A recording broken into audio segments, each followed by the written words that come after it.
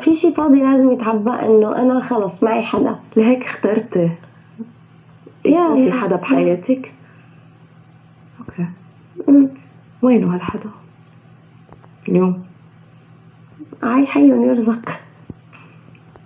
انا عارفه، بس اكيد انت كمان عارفه لما نحن طلبنا من الجمهور يطرح اسئلته انه هذا السؤال كان رح يكون اكبر سؤال بدهم يعرفوه. يعني شافوكم سوا على فتره كتير طويله، سألوا شو فيه وانت ما تجاوبي وترجعي تجاوبي وكل هيدي الخبريه، وصلنا انه اي متى الخطبه اي متى الاشياء الرسميه.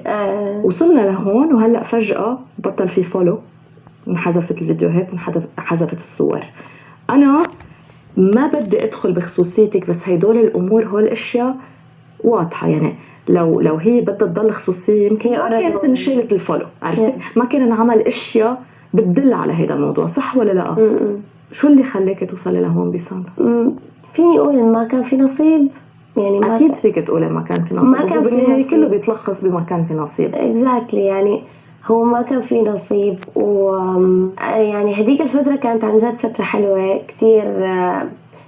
كتير هيك عشنا أيام حلوة عن جد، وعشناها معكم. أكيد. وآخر شي ما طلع في نصيب. يعني مثل أكيد كل بنت عم تحضرني مرت بهالفترة، بس أنا كإنسانة على السوشيال ميديا حسيت إنه عادة تعرف أكتر، فهمتي؟ أكيد. بس هاد شي كتير عادي، يعني أي شخص بصير معه هالشي.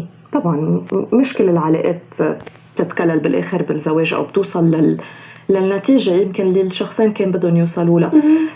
ومثل ما قلت يعني يمكن لو أنت أي بنت هذا الموضوع كان عدى ومرق، بس أنت أنا إنسانة تحت الأضواء تحت الأضواء، عندك ملايين بيتابعوك، ملايين بيحبوك وبدهم يعرفوا شو صار. يعني إنه رحنا من فترة كان كل الوقت أنتوا سوا، لهلا إنه أنتوا مثل ما قلت لك الوضع تغير وطبيعي يكون بدهم يعرفوا. يعني حتى في وحدة من المتابعين قالت لي بليز اسأليها ولينا أنه نحن من حقنا نعرف شو صار. تعتبري من حقهم يعرفوا؟ هن من حقهم يعني بشي ومو من حقهم بشي. يعني هن من حقهم إذا بحبوا حالهم أكثر مني. هذا لما يقولوا نحن من حقنا نعرف إن كتير بحبوني، بس كمان بدهم يعرفوا. بس أنا بقولكم إنه بليز يعني أحسوا فيني أنا في شغلات ما فيني أحكيها.